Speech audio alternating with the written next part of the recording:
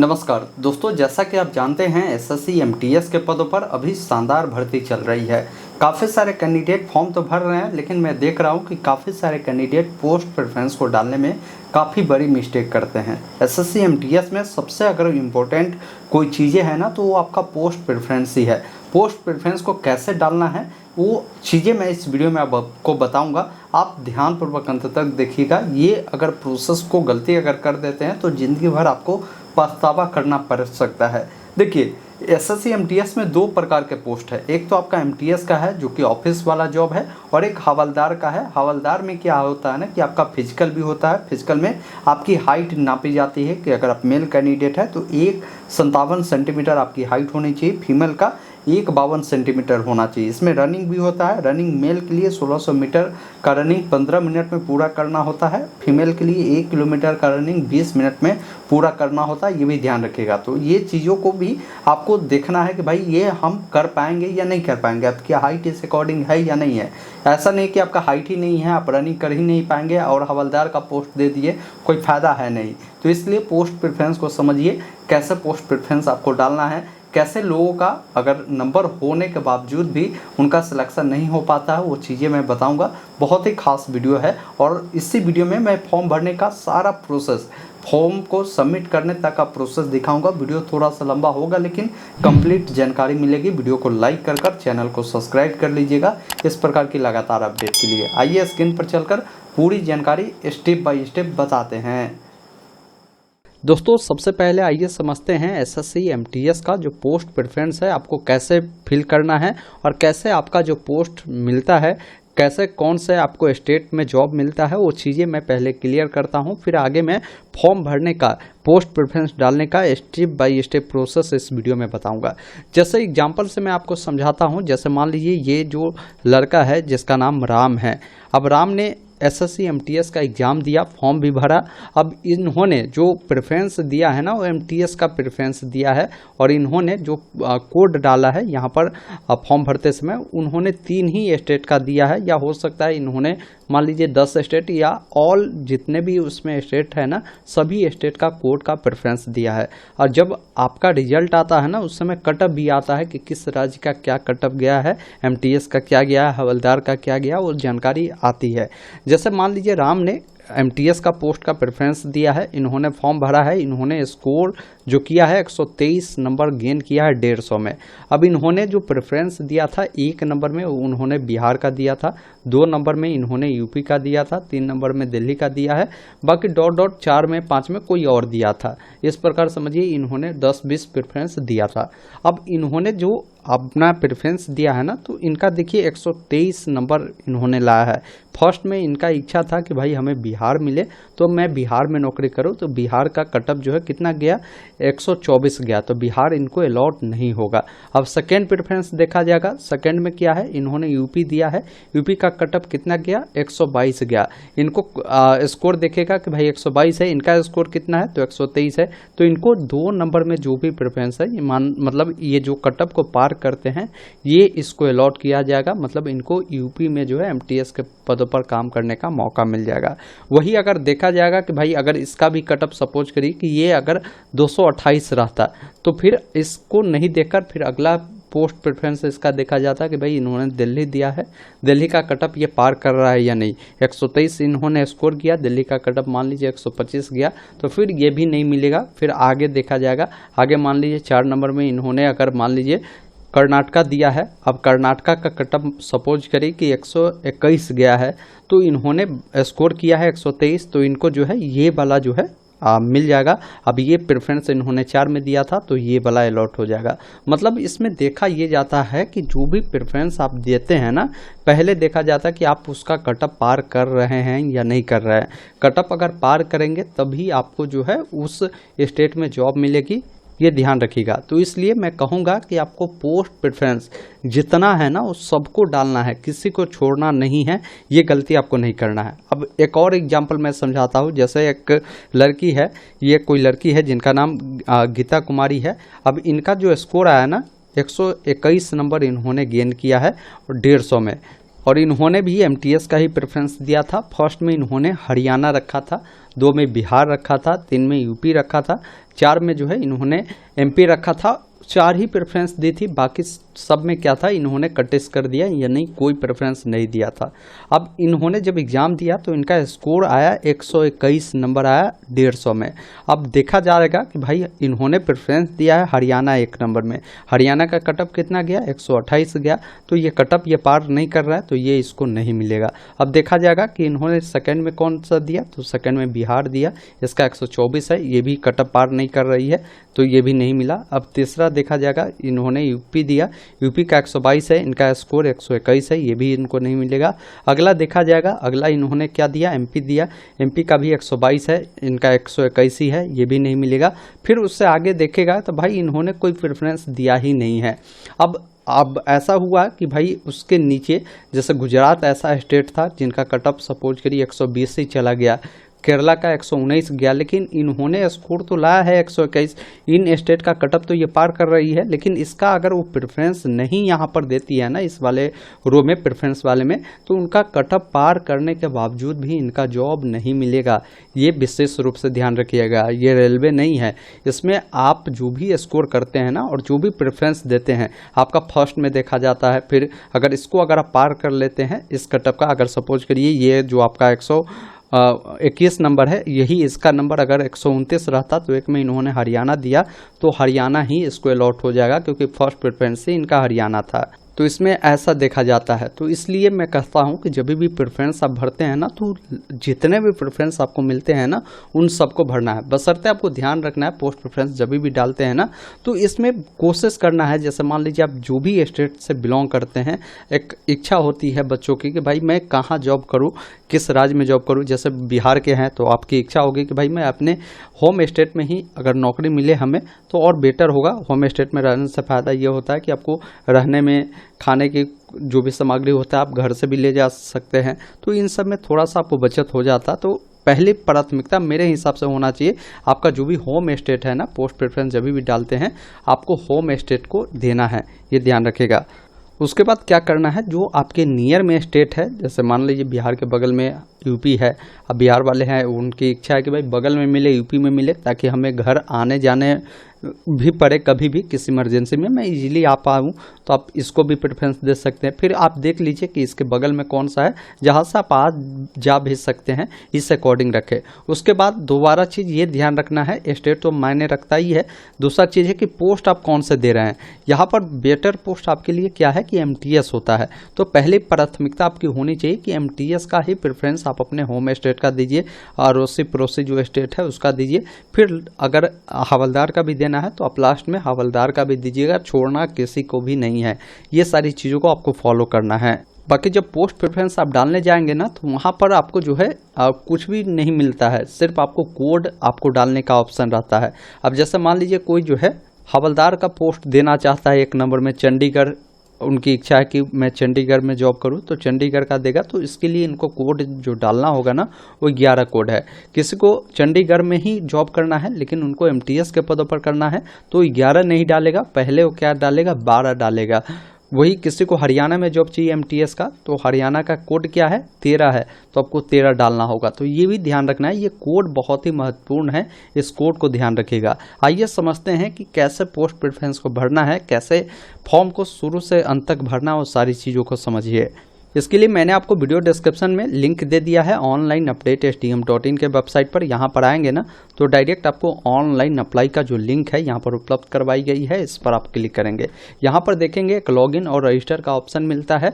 अब लॉगिन और रजिस्टर किनको करना है तो समझ लीजिए, अगर आपने SSC के इससे पूर्व में कोई भी फॉर्म भरा है ना, तो आपका OTR कंप्लीट हुआ होगा। आप डायरेक्ट OTR नंबर, अपना पासवर्ड, इस कैप्चा कोड को डालकर लॉगिन करेंगे। अगर पहली बार इस फॉर्म को भरने जा रहे हैं तो रजिस्टर नाउ का जो ऑप्शन मिलता है ना, आप इस पर क्लिक कर पहले पर्सनल डिटेल, एक पासवर्ड क्रिएट करेंगे, एडिशनल जानकारी देकर डिक्लेयर करेंगे और आपका OTR कंप्लीट हो जाएगा। फिर अपना वही OTR नंबर से और पासवर्ड डालकर, कैप्चा कोड को डालकर लॉगिन करेंगे। अगर आपको OTR करना है तो वीडियो अगर देखना चाहते हैं मैं कमेंट बॉक्स में डिस्क्रिप्शन में दे दूंगा, उस पर मैंने वीडियो बनाया है। अब आइए मैं लॉगिन कर आगे की प्रोसेस दिखाता हूँ। लॉगिन करते ही आपके सामने इस प्रकार का इंटरफेस आएगा। अब आपको एमटीएस का फॉर्म भरना है, तो एमटीएस के नीचे देखिए अप्लाई का ऑप्शन मिलता है, आप इस पर क्लिक करेंगे। जैसे ही अप्लाई वाले विकल्प पर क्लिक करते हैं आपके सामने गाइडलाइन आता है, जिसको एक बार रीड करें और फिल फॉर्म वाले विकल्प पर क्लिक करना है। जैसे इस पर क्लिक करेंगे तो यहाँ पर पर्सनल डिटेल आता है। इसमें बताया भी गया है कि 1 से 18 तक की जो भी जानकारी है आपका ऑटोमेटिक जो है फिल रहेगा, इसमें कुछ करने की ज़रूरत नहीं है। नीचे स्क्रॉल कर आना है, एक ऑप्शन मिलता है नेक्स्ट का, जिस पर क्लिक करेंगे ओके वाले विकल्प पर क्लिक करना है। जैसे ही ओके वाले विकल्प पर क्लिक करेंगे अब क्वालिफिकेशन वाली जानकारी में आप आते हैं। वीडियो में आगे बढ़ने से पहले मैं आप सभी को बताना चाहता हूं कि जो भी कैंडिडेट एसएससी एमटीएस भर्ती के अगर फॉर्म भर रहे हैं, आप चाहते हैं इसकी बेहतरीन तैयारी करना, तो एक शानदार नोट्स जो है परीक्षा मार्ग के द्वारा बनाया गया है। इसमें क्या है ना कि ये आपको पीडीएफ फॉर्मेट में ये नोट्स दिए गए हैं, जिसमें 4700 से भी अधिक ऐसे प्रश्न शामिल किए गए जो परीक्षा के दृष्टिकोण से महत्वपूर्ण है। जिसमें क्या क्या आपको मिलेंगे, तो जीके जीएस के एमसीक्यू 2000 प्लस जो है प्रश्न देखने को मिलेगा। इंग्लिश का एमसीक्यू 1200 प्लस है। इसके अलावा मैथ का जो है 570 एमसीक्यू है। प्रीवियस क्वेश्चन का एमसीक्यू भी आपको जो है 500 प्लस है। 20 सेट पीवाईक्यू का 2024 परीक्षा में जो पूछे गए प्रश्न थे वैसे प्रैक्टिस सेट भी आपको दिए गए हैं। इसकी कीमत भी बहुत ही न्यूनतम है, आप 99 रुपये में इसे ले सकते हैं। मैंने आपको लिंक इसका डिस्क्रिप्शन में कमेंट बॉक्स में दे दिया है। आप डायरेक्ट बाय नाउ वाले विकल्प पर क्लिक करेंगे, यहाँ पर अपना first name, last name, mobile number, email ID, कोई भी पासवर्ड क्रिएट कर पैलेस ऑर्डर पे क्लिक करेंगे। 99 रुपये के पेमेंट कर इस नोट्स को आप डाउनलोड कर सकते हैं। पेमेंट करने के बाद कोई परेशानी होती है ना, तो कॉन्टैक्ट अस में जो नंबर दिए गए हैं इस पर बात भी कर आप हेल्प ले सकते हैं। जहाँ पर पूछता है कि आपकी हाईएस्ट क्वालिफिकेशन क्या है। देखिए इस भर्ती में फॉर्म भरने के लिए आपकी 10वीं चाहिए, लेकिन कोई बच्चा 12वीं किया है, कोई डिप्लोमा किया है या कोई ग्रेजुएशन पास है, पीजी पास है, तो आपकी हाईएस्ट क्वालिफिकेशन पूछ रही है। तो जहाँ तक भी हाईएस्ट पढ़े हैं वो जानकारी बताएंगे। बाकी इसके लिए ये बोल रहा है कि इसके लिए क्वालिफिकेशन आपकी 10वीं चाहिए, तो 10वीं जो है आप पास है या अपियरिंग है वो बताएंगे। यहाँ पर पास ही आपका रहेगा। किस वर्ष आपने जो है 10वीं पास किया है, पासिंग ईयर बताना है। जो भी राज्य से आपने 10वीं पास आउट किया है ना, वो राज्य बताना है।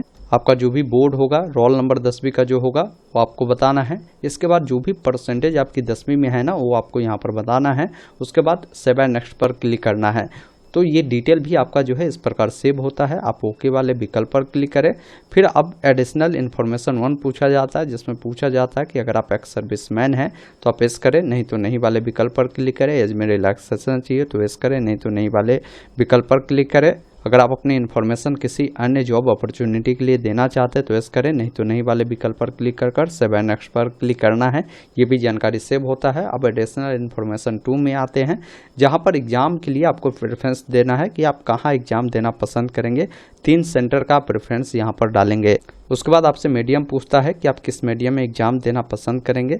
आप इंग्लिश, हिंदी, जो भी लैंग्वेज आप देना चाहते हैं एग्जाम, वो लैंग्वेज को यहाँ से सिलेक्ट करेंगे। उसे दोबारा से कंफर्म करना है। फिर आपको नीचे आना है। ये दिव्यांग से जुड़ा जानकारी है वो आपको बतानी होती है। किसी को स्क्राइब चाहिए तो जानकारी आप बता सकते हैं, नहीं चाहिए तो आप यहाँ पर नो करेंगे। ये जानकारी जो है आपसे नहीं पूछा जाएगा। एस करेंगे तो फिर आपको जो है जो सर्टिफिकेट है अपलोड करना होगा। फिर स्क्राइब के लिए आप बता सकते हैं। हमें नहीं चाहिए स्क्राइब तो हम नो करेंगे, तो ये सारी जानकारी डिसेबल रहेगा। अब यहाँ पर महत्वपूर्ण चीज़ है कि आपको स्टेट और यूटी जो है डालना है पोस्ट प्रेफरेंस के लिए। तो यहाँ पर देखिए अलग अलग स्टेट के लिए देखिए अलग अलग यहाँ पर कोड दिया गया है। अब जैसे 11 नंबर कोड किसका है, तो ये चंडीगढ़ का है, लेकिन हवलदार वाले पोस्ट का है। अब मान लीजिए हमको हवलदार वाला पोस्ट को बाद में रखना है, तो मैं 11 नंबर कोड को नहीं डालूंगा। अब इसमें भी मैंने आपको बता ही दिया कि पहले कोशिश करना है कि आप अपने जो नियरेस्ट स्टेट है या आपकी जो स्टेट में जॉब करने की इच्छा है, तो पहले वैसे स्टेट का प्रेफरेंस दीजिए जिसमें पहले एमटीएस वाले पोस्ट हो। ये ध्यान रखिएगा, क्योंकि इसमें ऐसा होता है कि आप जिस भी राज्य का प्रेफरेंस दिया, जैसे 1 में दिल्ली दिए, 2 में अगर आपने बिहार दिया, 4 में यूपी दिया, तो अगर आपकी पहली प्राथमिकता है कि दिल्ली में जॉब करें, तो दिल्ली का कटअप अगर 128 गया और आपने स्कोर गेन किया 130, तो आपको जो है डायरेक्ट दिल्ली मिल जाएगा। लेकिन मान लीजिए वही आपको दिल्ली चाहिए, आपका स्कोर जो है 130 ही है, लेकिन दिल्ली का 128 गया, लेकिन आपने 1 नंबर में बिहार को दिया, बिहार का 126 से गया, तो आपको बिहार अलॉट होगा, क्योंकि आपने पोस्ट प्रेफरेंस ही बिहार का 1 नंबर में दिया है। तो जो भी 1 नंबर में दिया जो भी उसका कटअप गया उसको पार किए तो आपको वो मिल जाएगा, 2 नंबर फिर देखा जाएगा उसका, अगर आपने कटअप को पार किया तो 2 नंबर आपका अलॉट हो जाएगा, 3 में जो कटअप है अगर उतना नंबर आपका आया तो वो हो जाएगा। तो इसलिए बेटर ये है कि पहले कोशिश करना कि जिस राज्य में आपकी इच्छा है जॉब करने का उस राज्य को डालें, उसके बाद उस राज्य को डालें, ऐसे डालें। और पहली प्राथमिकता मेरे हिसाब से आपकी होनी चाहिए कि एमटीएस वाले पोस्ट को दीजिए, जो फेवरेट आपका स्टेट है नियरेस्ट स्टेट को दीजिए। बाद में आपको हवलदार वाले पोस्ट को भी देना है और एक भी पोस्ट खाली नहीं छोड़ना है, ये ध्यान रखिएगा। यानी सभी राज्यों का जो कोड है ना वो आपको डालना ही डालना है। बाकी मैं कहूँगा कि इसके लिए बेटर आपके लिए होगा कि एक पेज कॉपी बनाइए और एक कोड हर राज्यों का लिख लीजिए, यहाँ से देख लीजिए कि किस राज्य का क्या कोड है, उस अकॉर्डिंग क्या करें ना कि एक लिस्ट बना लीजिए कि कौन सा कोड हमें पहले कौन से बाद में देना है, वो बना लेंगे तो वो आपके लिए बेटर होगा। तो कुल मिलाकर यहाँ पर देखेंगे ना कोडों की संख्या आपकी 72 होने वाली है, 72 कोड आप दे सकते हैं। अब देखिए कोड जो भी देना है तो यहाँ पर बॉक्स बने हुए हैं, आप कोड को यहाँ पर डालते जाएंगे। जैसे किसी की इच्छा है कि भाई हम चंडीगढ़ में हवलदार वाला पोस्ट को ही दे तो आप 11 दे दीजिए। किसी को इच्छा है कि भाई मैं गोवा में जॉब करना चाहता हूं तो गोवा का कोड 54 है तो 54 मैंने दे दिया।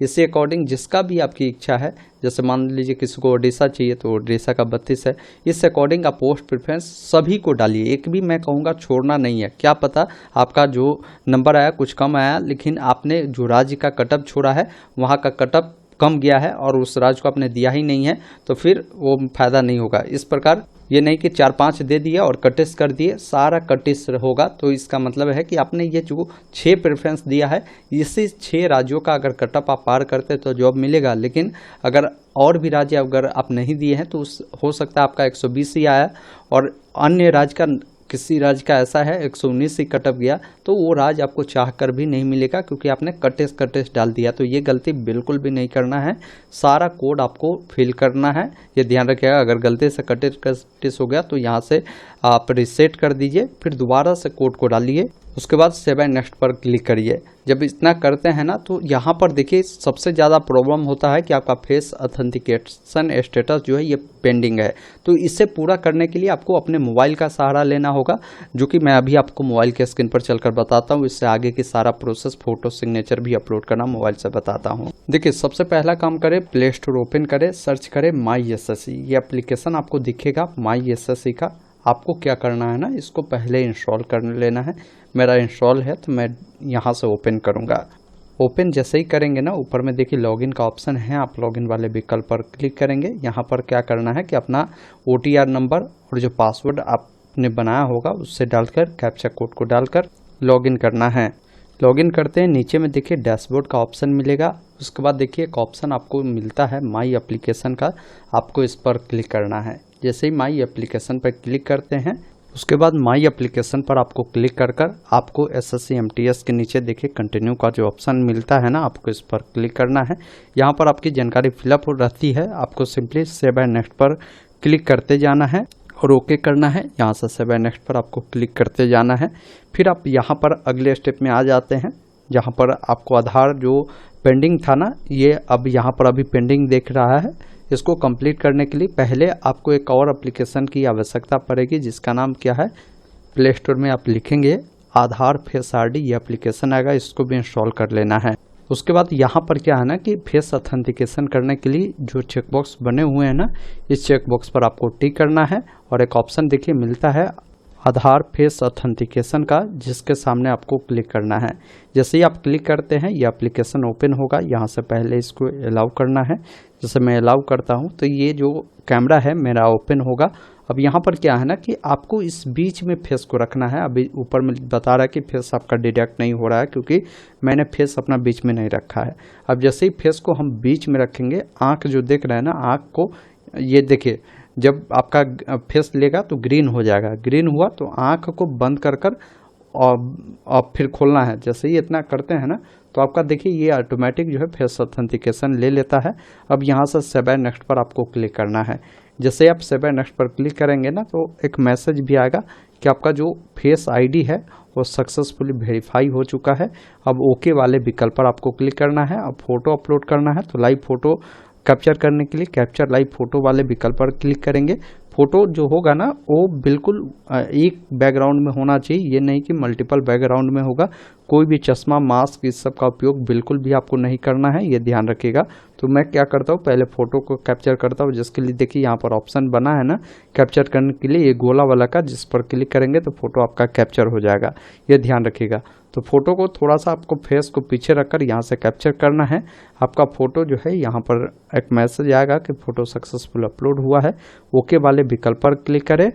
अब यहाँ पर आपको सिग्नेचर अपलोड करना है। ये आपका जो होगा 10 से 20 KB में होगा। डायमेंशन बनाते हैं तो इसका विड्थ 6 सेंटीमीटर, हाइट बनाएंगे तो 2 सेंटीमीटर आप रखेंगे।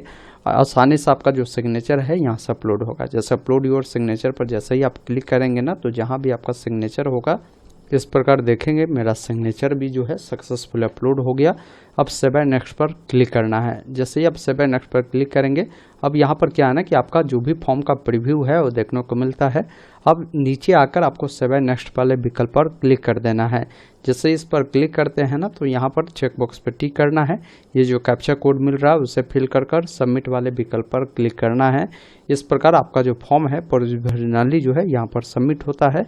अब यहाँ पर जिसका पेमेंट लगता है तो आगे पेमेंट करने का ऑप्शन है मेक पेमेंट का। जिसका पेमेंट नहीं लगता तो यहीं से आप प्रिंट आउट ले सकते हैं। पेमेंट करने के लिए मेक पेमेंट पे क्लिक करेंगे। यहाँ पर SBI का गेटवे है, आप इसको सेलेक्ट कर पे वाले विकल्प पर आपको क्लिक करना है। पेमेंट करने के लिए यहाँ पर जो है कई प्रकार के माध्यम हैं, आप कोई भी माध्यम को चुनेंगे, जैसे net banking, debit card, credit card, जैसे भी आपको पेमेंट करना है आपको पेमेंट करना है। उसके बाद इसका जो प्रिंट आउट मिलेगा ना उसको निकाल कर रख लेना है। जैसे UPI सबसे बेटर है पेमेंट करने के लिए, आप UPI को चुनकर QR कोड से करना चाहते हैं तो QR कोड को सिलेक्ट कर QR कोड को स्कैन कर पेमेंट करेंगे और इसका प्रिंट निकाल लेंगे। दोस्तों अभी आपने देखा, मैंने आपको स्टेप बाय स्टेप बताया कि कैसे SSC MTS भर्ती का फॉर्म आपको भरना है, पोस्ट प्रेफरेंस को खासकर कैसे डालना है। उम्मीद करता हूँ आपने पूरी जानकारी समझा होगा। फिर भी कोई डाउट है आप कमेंट बॉक्स में लिखिएगा, हो सके तो मैं और भी आपको डिटेल वीडियो लाऊंगा जो भी आपके डाउट होगा उसके रिगार्डिंग। धन्यवाद, जय हिंद।